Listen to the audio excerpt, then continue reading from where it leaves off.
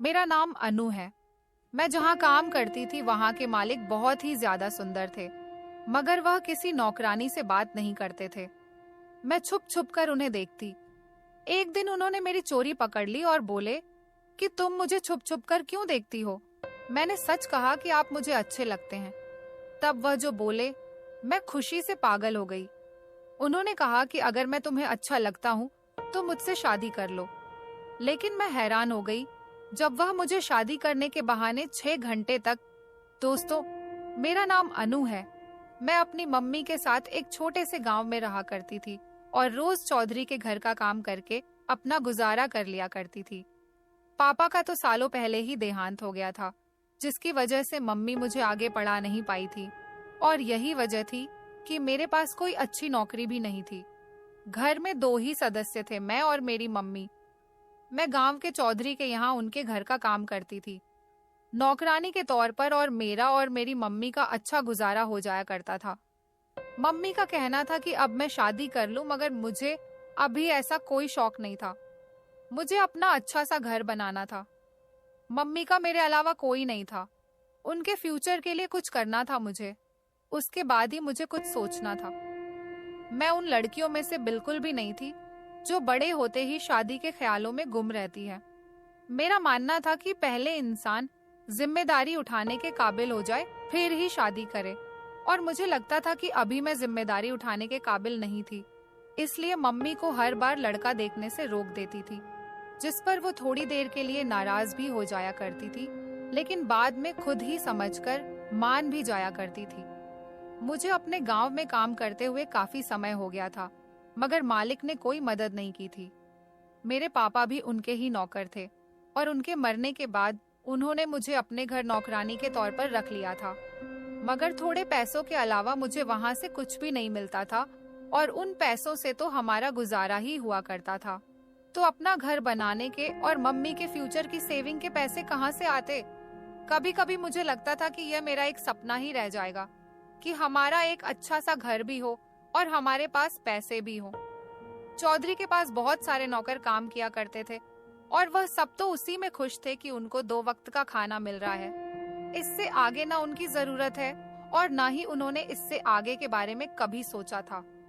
वह लोग बस इसी में खुश हो जाया करते थे, और इसी बात का सारा फायदा उन बड़े लोगों को होता था जो कम पैसों में अपने बड़े बड़े काम जो इन बेचारे गरीबों से करवा लिया करते थे, और वह भी खुशी खुशी यह काम करने के लिए तैयार हो जाया करते थे।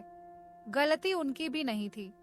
घर चलाने के लिए कुछ तो करना ही होता था, और फिर गांव देहात में नौकरियां तो होती ही नहीं है, और होती भी है तो एक अनपढ़ जाहिल को कौन रखता है। काम पर ले देकर यही मजदूरी ही रह जाती है जो उन्हें कम पैसों में भी करनी पड़ती है। बस यही सोचकर यहाँ के लोग भी कुछ नहीं बोलते थे, और चौधरी इस बात का अच्छे से फायदा उठाते थे। मगर मुझे ये सब अच्छा नहीं लगता था। मेरा दिल करता था मैं यहाँ से कहीं और चली जाऊं। इतने साल मैंने यहाँ नौकरी की थी, मगर बदले में क्या मिला था? एक घर भी नहीं बनाकर दिया था उन लोगों ने। मगर मैं जब भी कहीं जाने की बात करती तो मम्मी फौरन से पहले मुझे मना कर दिया करती थी। उनका कहना था कि वह कम में ही खुश है, मगर अपनी बेटी के साथ तो है ना, और हर बार उनकी इसी बात की वजह से अपना फैसला बदल लेती थी। मगर अब जो हुआ था उसके बाद तो मुझे फैसला करने में आसानी हो गई थी। एक दिन अचानक मम्मी की तबीयत खराब हो गई थी। मैं फौरन उनको डॉक्टर के पास लेकर गई तो उन्होंने कुछ दवाइयाँ लिख कर दे दी थी, पर जब मैं दवाइयाँ खरीदने गई तो पता चला कि बहुत महंगी है और मेरे पास इतने पैसे नहीं थे। इसलिए मैंने चौधरी साहब से बात की कि मुझे कुछ पैसों की जरूरत है, जिस पर उन्होंने पैसे देने से साफ मना कर दिया और कह दिया था कि तुम्हारी माँ की उम्र हो गई है, उसे जाने दो। क्यों इतनी महंगी दवाइयों पर इतना खर्चा करती हो? कुछ ही दिन की मेहमान है, बस वो वैसे ही देखभाल कर लो। कोई कैसे किसी की मौत का बता सकता था? क्या पता मेरे भगवान ने उनकी उम्र ज्यादा लिखी होती। उसी दिन मैंने सोच लिया था कि मुझे क्या करना था। जैसे तैसे करके किसी दोस्त से पैसे मांगकर मैंने मम्मी की दवाइयाँ ली थी, जिससे वो बहुत जल्दी ठीक भी हो गई थी, और मुझे अपने दोस्त का कर्जा वापस करना था। इसीलिए मैंने शहर जाने का फैसला कर लिया था, जिस पर मम्मी खुश नहीं थी। मगर मेरे बहुत समझाने पर आखिरकार वो मान ही गई थी, मगर सिर्फ इस शर्त पर कि जैसे ही कर्ज वापस हो जाएगा मैं वापस अपने गांव आ जाऊंगी। और मैंने उस समय तो मम्मी को हाँ कह दी थी, मगर यह तो वक्त ही बताता कि मैं वापस आती या वहीं रह जाती। मगर इस समय उनकी बात मानना ही ठीक लगा था, तो मैंने ऐसा ही किया था और शहर जाने की तैयारी शुरू कर दी थी। वहाँ मेरी एक पुरानी सहेली रहती थी, जिसका पता उसने मुझे कुछ साल पहले ही दिया था। वह पता मेरे पास अभी तक रखा हुआ था और मैंने सोच लिया था कि मुझे उसके पास जाना था। वह एक अच्छे परिवार से बिलोंग करती थी और उसके मम्मी पापा ने उसे पढ़ाई के लिए शहर में भेजा था। वह हमारे मोहल्ले में ही रहती थी, मेरी बहुत अच्छी दोस्त थी। मम्मी ने बहुत रोका था, मगर मैं क्या करती, मैं भी मजबूर थी। अभी यहाँ से निकलकर कुछ तो करना ही था ना। जहाँ बैठे बैठे कुछ नहीं होने वाला था, यहीं बैठी रहती तो वह चौधरी कम पैसों में हमारा इस्तेमाल करते रहते और हम इस्तेमाल होते रहते। गांव में ही हमारे बहुत से रिश्तेदार हैं, जिनसे मैंने मेरे न होने पर मम्मी का ख्याल रखने के लिए कहा था और अपना सामान बांधकर सुबह ही शहर के लिए निकल गई थी। इससे पहले मैं कभी बड़े शहर नहीं गई थी। बचपन में एक बार मम्मी के साथ गई थी, उसके बाद कभी जाना ही नहीं हुआ था। हाँ, मगर गांव के पास जो छोटा सा शहर था, वहाँ आना जाना लगा रहता था, सामान वगैरह लाने के चक्कर में। अब मुझे घर से निकले हुए एक दिन हुआ था और अगली सुबह मैं एक बड़े शहर में थी। अपनी सहेली का पता मैं अपने साथ लेकर आई थी। उन लोगों से पूछ पूछ कर आखिर मुझे पूरा दिन लगा था घर तलाश करने में, और कहीं शाम को जाकर मुझे घर मिला था। लेकिन क्या पता था कि मेरी दोस्त अभी भी इस पते पर रहती हो। अगर वह यही हुई तो सारे दिन की थकावट भूल जानी थी, लेकिन अगर वह यहाँ ना मिली तो बहुत परेशानी हो जाती। और फिर मैंने घर के दरवाजे को नॉक किया तो वह बाहर आई थी और मुझे देखकर हैरान भी हुई थी। उसने मुझे बहुत बार कहा था कि उसके पास शहर में आकर काम करूं, मगर मैं हमेशा ही मम्मी की वजह से मना कर देती थी। वह भी हमारे गांव की ही रहने वाली थी, जो कुछ साल पहले पढ़ाई के लिए शहर आ गई थी और फिर उसके बाद यहीं काम करने लगी थी। मुझे अपने साथ अंदर ले गई। हालचाल पूछने के बाद खाना वगैरह खिलाया। घर में वह अकेली नहीं थी, उसका पति और बच्चे भी थे, इसलिए मुझे अंदाजा था कि मुझे रहने के लिए कहीं और जगह देखनी होगी। उसके घर में 1 या 2 दिन से ज्यादा मैं नहीं रह सकती थी और उसके लिए मुझे जल्द से जल्द काम की जरूरत थी। इसलिए मैंने उसे साफ बात की थी कि मुझे जितनी जल्दी हो सके किसी काम पर लगवा दो। कुछ सोचकर उसने मुझसे कहा था कि इस बारे में कल बात करेंगे, अभी तुम आराम करो। और वह मुझे कमरे में छोड़कर खुद बाहर चली गई थी और मैं भी अब सफर से थकी हुई थी, इसलिए लेट गई थी। जब मुझे मम्मी का ख्याल आया, पता नहीं वह कैसी होंगी, उन्होंने कुछ खाया भी होगा या नहीं, क्या कर रही होंगी मेरे बिना। मैंने जब से होश संभाला था मम्मी के साथ ही वक्त गुजारा था, कभी उनसे दूर गई ही नहीं थी। और फिर पापा के जाने के बाद तो मेरा सब कुछ मम्मी में ही था और उनका मुंह में। हम दोनों एक दूसरे के लिए सब कुछ थे। कभी सोचा भी नहीं था कि मम्मी के बिना इस तरह दूर भी रहना पड़ेगा। सोचा था कल बाहर जाकर कहीं से फोन करके उनका हाल चाल पूछ लूंगी। अपना पर्सनल फोन तो था नहीं, मेरे पास कभी अपना फोन हुआ ही नहीं था, न कभी जरूरत पड़ी थी और न कभी इतने पैसे हुए थे कि मैं ले सकूं। इसलिए आज बहुत बुरे तरीके से उसका एहसास हो रहा था। शाम से कब रात हुई पता ही नहीं चला था और अब सोने की तैयारी करने लगी थी, क्योंकि सुबह मुझे अपनी सहेली से मिलकर कोई काम तलाश करना था, इसलिए भी सोना जरूरी था।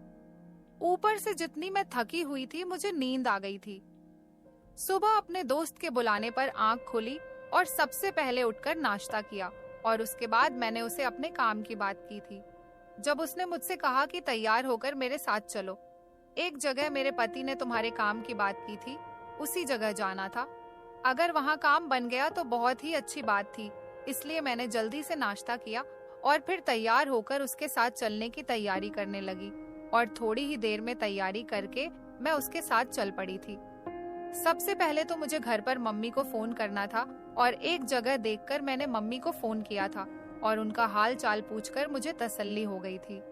अपना हाल भी उनको बता दिया था और फोन काटकर मुझे आगे जाना था। अपनी दोस्त के साथ वह मुझे अपने साथ एक बंगले में ले आई थी। इतना सुंदर बंगला मैंने आज से पहले कभी नहीं देखा था। हम दोनों चौकीदार से बात करके अब घर के अंदर चले गए थे। अंदर जाकर ही हम दोनों बाहर एक जगह पर बैठकर किसी का इंतजार करने लगे थे। मेरी फ्रेंड ने मुझे बताया था कि यह घर एक आदमी का है। वह अकेला ही इस बड़े से घर में रहता है और बाकी के सारे लोग काम करने वाले थे। लोगों से सुना था कि उसकी पत्नी कुछ टाइम पहले ही मर चुकी थी और अब वह अकेला ही इस घर में रहता था।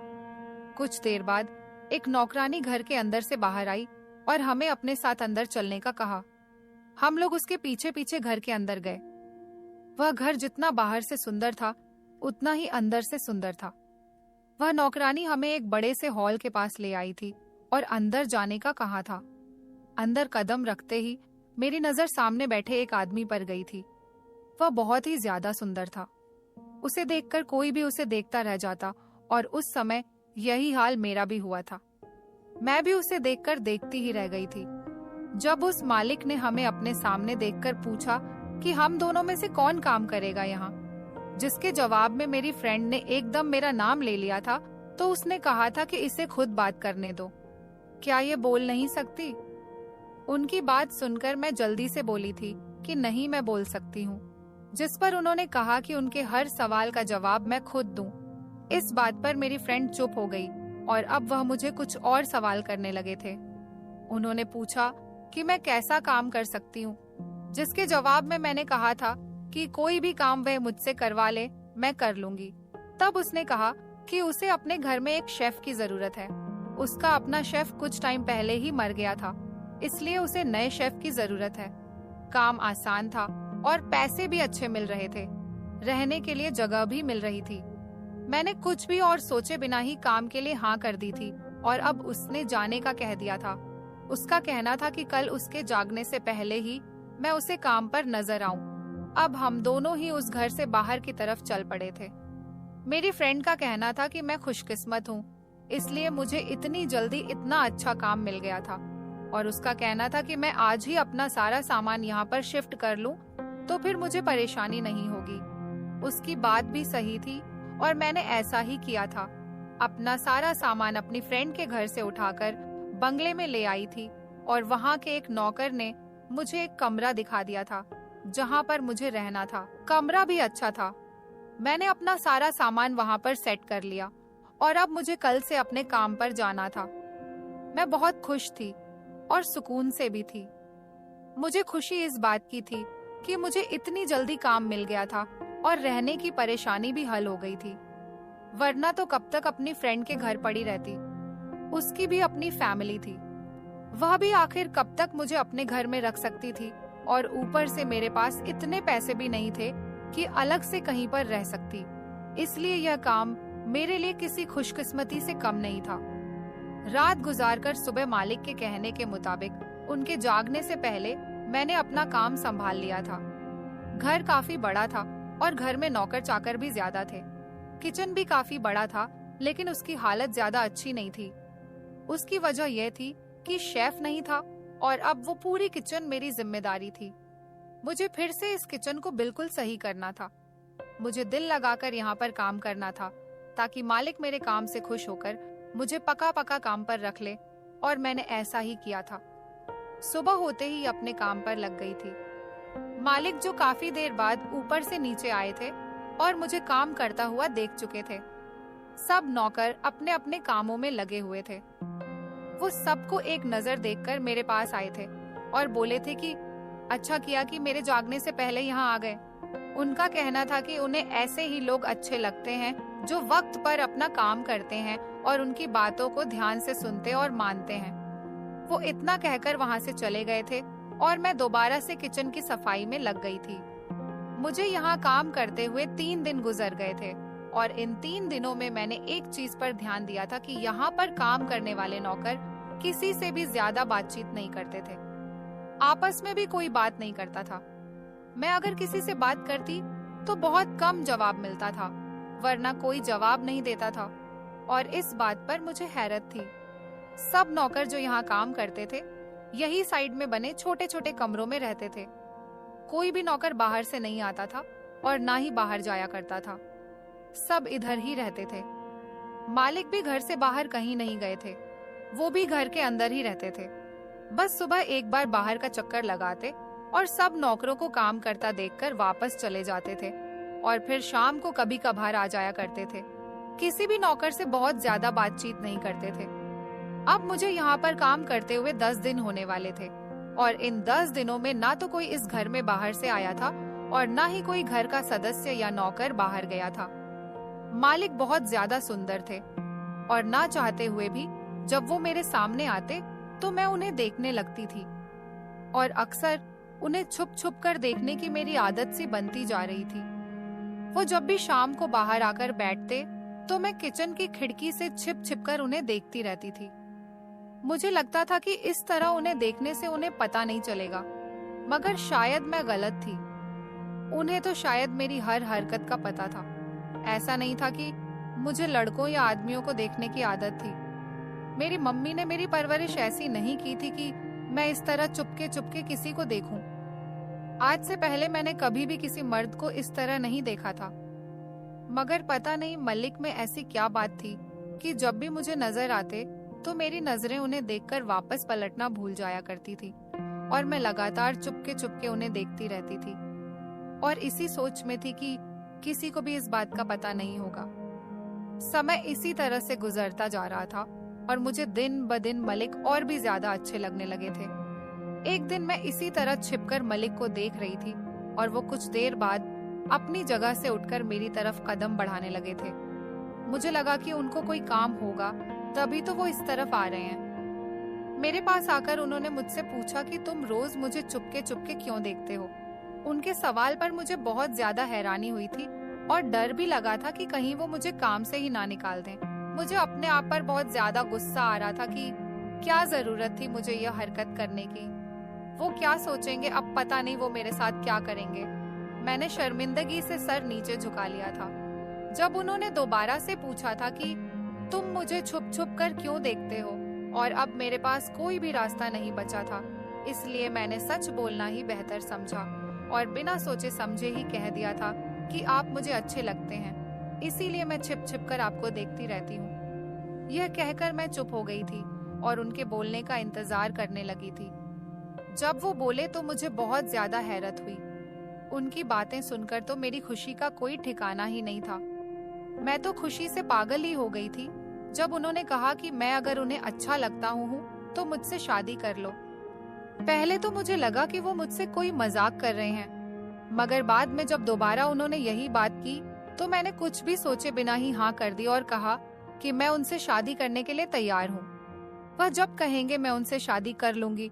और मेरी बात पर वह मुस्कुराकर हाँ में सर हिलाकर वापस अंदर की तरफ चल पड़े थे।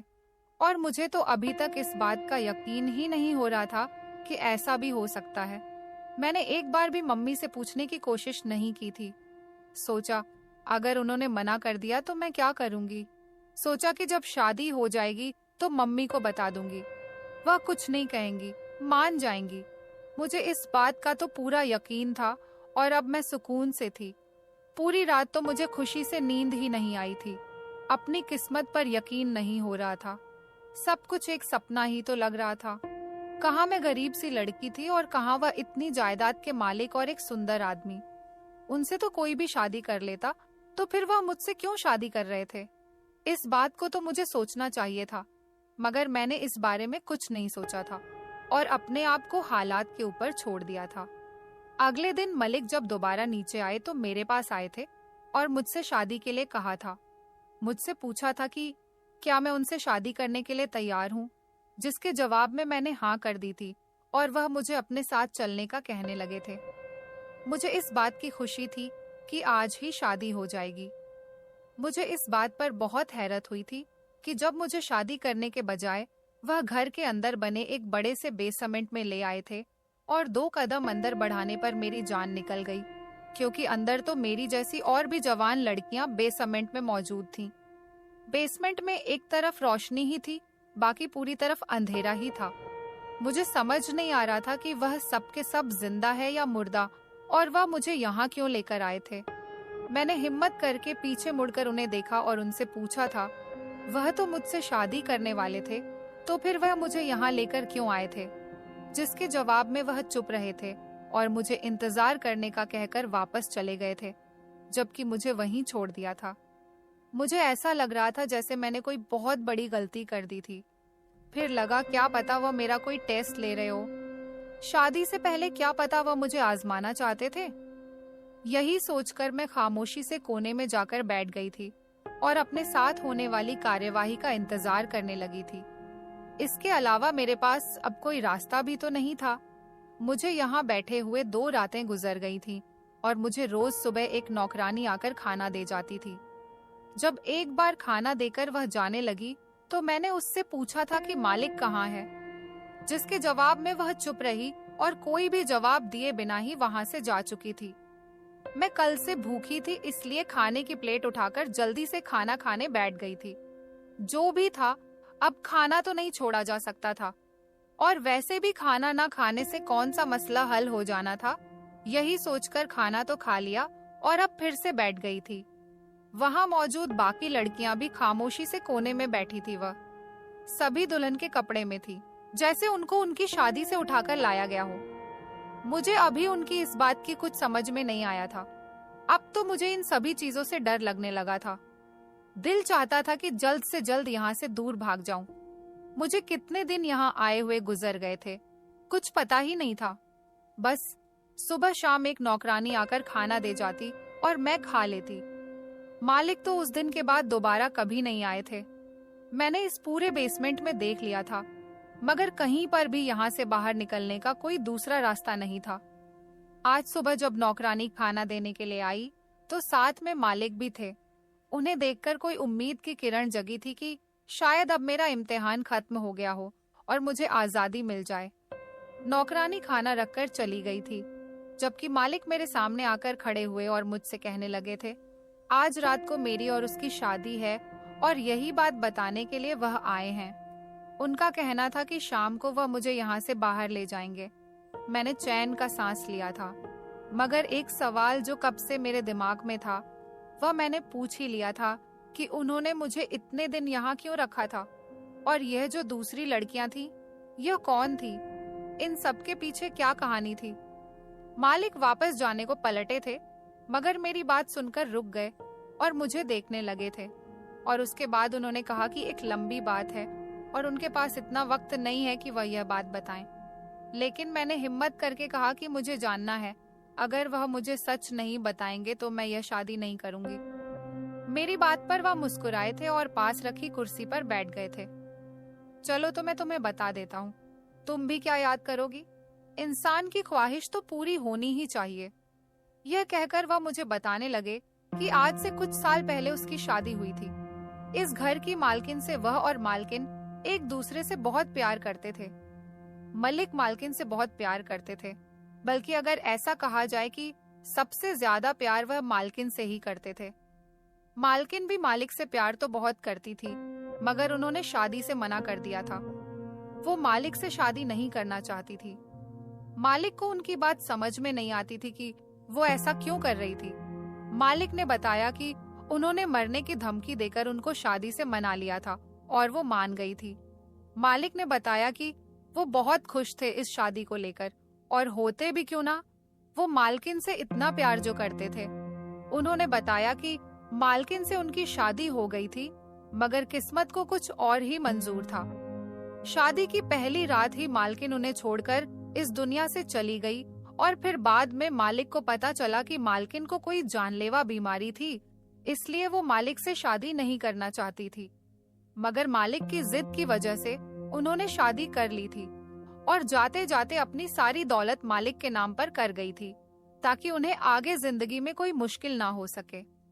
मालिक ने मुझे बताया कि वो उनसे बहुत प्यार करते थे और इस तरह इतनी आसानी से उनके बिना कैसे रह सकते थे। मालिक जुनून की हद तक मालकिन से मोहब्बत करते थे।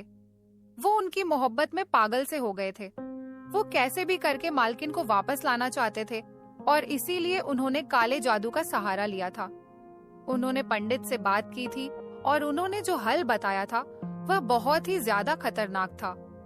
उस पंडित ने बताया था कि अपनी पत्नी को वापस जिंदा करने के लिए 12 नौजवान लड़कियों से पहले शादी करनी होगी और शादी की पहली रात ही उनको एक बेसमेंट में बंद करना होगा। ऐसा करने से उसकी पत्नी उसे वापस मिल जाएगी। मालिक ने बताया कि वह 11 लड़कियों को शादी करके पहली रात ही यहाँ कैद कर चुके हैं और अब उसकी बारी है। मैं वह 12वीं लड़की थी जिससे शादी करके उसे कैद करके इसके बाद वह अपने मकसद में कामयाब हो जाएंगे और उनकी पत्नी उन्हें वापस मिल जाएगी। मुझे उनकी बात सुनकर हैरत का झटका लगा था। यह आदमी किस किस्म की सोच रखता था और क्या फिजूल की बातें कर रहा था। मुझे तो इसकी दिमागी हालत पर शक हुआ था। सच में एक जुनूनी आदमी था। अब मुझे समझ में आया था कि वह लड़कियां जो दुल्हन के कपड़ों में यहाँ पर थीं, वह क्यों थीं और अब मेरा भी अंजाम यही होना था। मुझे सच में अब डर महसूस होने लगा था और उन्होंने मुझे यह सब इसलिए बताया था क्योंकि मैं वह आखिरी लड़की थी। मुझसे पहले ये राज उन्होंने किसी को भी नहीं बताया था और अब वह मेरे साथ भी यही करने वाले थे जो आज से पहले उन्होंने बाकी सबके साथ किया था। अपने अंजाम से ज्यादा मुझे उस पागल आदमी के अंजाम की फिक्र थी। वह जो कुछ भी कर रहे थे उसका अपना अंजाम भी बहुत बुरा होने वाला था। वह मुझे अपनी सारी बात बताकर अभी तसल्ली और सुकून से बैठे थे और अब उठकर जाने लगे थे और जाते जाते मुझे बोल गए थे कि आज शाम को मैं तैयार रहूं, वह मुझे लेने के लिए आएंगे। उनके चेहरे से ही खुशी का पता चल रहा था और अब वह बाहर की तरफ चले गए थे। मुझे अभी भी उसके कहे गए शब्दों पर हैरत हो रही थी कि कोई इस किस्म की सोच कैसे रख सकता है। आज के दौर में कौन ऐसा सोच सकता है। उसके जाने के बाद मुझे कुछ समझ नहीं आ रहा था कि क्या करूं। मौत तो जैसे सर पर खड़ी थी। मैं उससे भागकर भी कहीं नहीं जा सकती थी। इंतजार था तो बस उस समय का जब उस बेसमेंट से मुझे बाहर निकाला जाता। उसके बाद ही मैं कुछ कर सकती थी। इंतजार करते करते आखिरकार वो घड़ी आ ही गई थी और वो वक्त भी आ गया था जब मुझे बाहर ले जाया जाता। एक नौकरानी ने आकर बेसमेंट का दरवाजा खोला और मुझे बाहर आने को कहा था। मैं चुपचाप बाहर निकली और आज ना जाने कितने दिनों के बाद मैं बाहर की दुनिया को देख रही थी। बाहर आने के बाद उस नौकरानी ने मुझे अपने पीछे आने को कहा था और मैं चुपचाप उनके पीछे चल पड़ी थी। उन्होंने कमरे से बाहर आकर मुझे अंदर जाने का कहा और खुद वापस चली गई। मैं कमरे का दरवाजा खोलकर अंदर गई जहां मुझे मालिक सामने ही बैठे हुए नजर आए थे। मुझे देखकर वह अपनी जगह से उठकर मेरे पास आए थे और सोफे पर पड़ा एक जोड़ा मेरी तरफ बढ़ाया था। वो शादी का जोड़ा था। उन्होंने मुझसे कहा कि इसे पहनकर तैयार हो जाओ। कुछ ही देर बाद उनकी शादी थी। वो मुस्कुराते हुए मुझे वो कपड़े देते हुए बाहर निकल गए थे। तभी मैंने इधर उधर देखा कि कोई तो रास्ता होगा बाहर जाने का, कोई खिड़की, कुछ तो होगा, मगर वहां ऐसा कुछ भी नहीं था और दरवाजा भी बाहर से बंद था। अब मेरे पास यहाँ से भागने का कोई रास्ता नहीं था। मैंने वह सूट उठाया, लेकर वॉशरूम में चली गई। कुछ ही देर बाद मैं बाहर आई और शीशे के सामने खड़ी होकर खुद को देखने लगी थी। आज अगर मेरी असली शादी होती तो मेरी माँ कितनी खुश होती मुझे इन कपड़ों में देखकर। उनका कितना अरमान था मुझे ऐसा देखने का, मगर अब शायद वह मुझे कभी नहीं देख सकती। मैंने बेदिली से वह सारी तैयारी की थी। कौन अपनी मौत पर खुशी खुशी तैयार होता है? ऐसा ही कुछ मेरे साथ भी था। थोड़ी देर बाद मुझे दरवाजा खुलने की आवाज आई थी और मुझे अपने सामने एक शेरवानी में दूल्हा दिखाई दिया था। वह मलिक ही थे। वह खुद भी तैयार होकर आ गए थे और अब मुझे भी बाहर चलने के लिए कहा था, जहां फेरों के लिए पंडित जी इंतजार कर रहे थे। हम दोनों उसे नीचे बने लॉन में मौजूद, वहां मेरे मालिक, पंडित जी और 2-3 नौकरानियों के अलावा और कोई भी नहीं था। पूरा हॉल खाली था। फेरे शुरू हो चुके थे और इससे पहले कि यह सब होता, किसी ने आकर सब कुछ रोक दिया था। आने वाले को देखकर यहाँ मालिक का रंग उड़ गया था। वहीं मेरे चेहरे पर खुशी आ गई थी, क्योंकि वहां आने वाला और कोई नहीं, मेरी फ्रेंड थी जो अपने साथ पुलिस को लेकर आई थी। पुलिस ने उसको सब कुछ बताया था कि किस तरह मलिक जवान लड़कियों से शादी करके उनको कैद कर देते थे। पुलिस ने वहां मौजूद सब लोगों को ही पकड़ लिया था और मेरे बताने के मुताबिक बेसमेंट की भी तलाशी ली थी, जिससे सब लड़कियां उनको मिल गई थी और मेरी जान बच गई थी। जाते जाते मलिक ने मुझसे पूछा था कि ये लोग कैसे यहाँ आए, उनको किसने बताया था और अगर सब कुछ तुमने बताया था तो कैसे बताया था? तुम तो इस घर से बाहर गई ही नहीं थी। उनकी बात भी ठीक थी। मैं तो इस घर से बाहर गई ही नहीं थी और ना ही कोई मुझसे मिलने के लिए यहाँ पर आया था। तो फिर ऐसा कैसे हुआ था जिस पर मैंने बताया कि जब मैं पहले दिन यहाँ काम पर आई थी उसी वक्त रास्ते में मैंने मम्मी से बात की थी। तभी मेरी फ्रेंड को पता चला था कि मेरे पास फोन नहीं है। उसके पास 2 फोन थे जिसमें से एक उसने मुझे दे दिया था और वही फोन उस समय भी मेरे पास था जिस समय मालिक ने मुझे इस बेसमेंट में बंद किया था। उस समय मैं किसी को फोन नहीं कर सकती थी क्योंकि कोई भी आ जाता तो कोई फायदा नहीं होता। हम लोग तो बेसमेंट में थे, पूरा घर तो खाली ही था। मालिक ये कह देते कि यहाँ तो कोई भी नहीं है, इसलिए मैं उस समय चुप ही रही थी और सही समय का इंतजार करने लगी थी। और जब मालिक ने मुझे बेसमेंट से बाहर निकाला और शादी करने को कहा तो मुझे लगा कि अब यही सही समय है जब मालिक की असलियत सबके सामने लाई जा सकती थी। इसलिए मैंने अपनी फ्रेंड को कॉल करके यहाँ आने का कहा और अपने साथ पुलिस भी लाने के लिए कहा था और उसने सही किया था जिससे वह पकड़े गए थे। उसने मासूम लोगों की जान बचा ली थी जिसके जुर्म में उन्हें सजा भी हो गई थी और यह भी पता चला कि वह नॉर्मल आदमी नहीं थे। अपनी मोहब्बत को पाने के जुनून में एक दिमागी मरीज बन गए थे। उसकी सजा के साथ साथ उसका इलाज भी चल रहा था और मुझे उसको पकड़वाने के लिए इनाम दिया गया था। जिन पैसों से मैंने अपना ये छोटा सा घर ले लिया था और गांव जाकर भी मैं अपनी मम्मी को अपने साथ यहाँ पर ले आई थी और अब मम्मी का भी एक अच्छे से अस्पताल से इलाज हो रहा था और जिंदगी सुकून से गुजर रही थी। और कुछ पैसों से मैंने अपने घर में ही काम स्टार्ट किया था। लेडीज सूट तैयार करने का काम अपना था, किसी की गुलामी भी नहीं करनी पड़ रही थी और मैं पैसे भी अच्छे कमा लेती थी। कहते हैं कोई भी चीज जब हद से बढ़ जाती है तो वह नुकसान देती है, फिर चाहे वह मोहब्बत हो या नफरत। अपनी जिंदगी में हर एहसास को एक हद तक रखें। अगर किसी से मोहब्बत भी है तो उसकी एक हद बनाएं। कहते हैं मोहब्बत और जंग में सब जायज होता है। गलत कहते हैं। हर चीज हर काम के कुछ उसूल होते हैं। इस तरह जंग और मोहब्बत में भी कुछ उसूल होते हैं। अगर उनको पार किया जाए तो इंसान नुकसान उठाता है। किसी बहुत अपने का खो जाना किसी अजियत से कम नहीं होता, मगर उस पर सब्र करना सीखें और याद रखें कि कुदरत हमें क्या सिखाती है कि जो लोग हमसे जुदा हुए हैं वो दोबारा लौटकर नहीं आ सकते। एक इंसान का यही फर्ज है कि वो अपनी सोच को सही रखे और सही और गलत में फैसला कर सके, मुश्किल वक्त में मजबूत रहे। किसी की भी ऐसी वैसी बातें उसे कमजोर ना पड़ने दे। मोहब्बत करे और दूसरों में मोहब्बत बांटे, मगर अपनी हदों को कभी पार ना करें। दोस्तों, उम्मीद करती हूँ आपको हमारी कहानी पसंद आई होगी। कहानी पसंद आई है तो वीडियो को लाइक करें, चैनल पर नए हैं तो चैनल को सब्सक्राइब करें और हाँ, नोटिफिकेशन बेल को जरूर दबाएं ताकि अगली अपडेट सबसे पहले आपको मिले।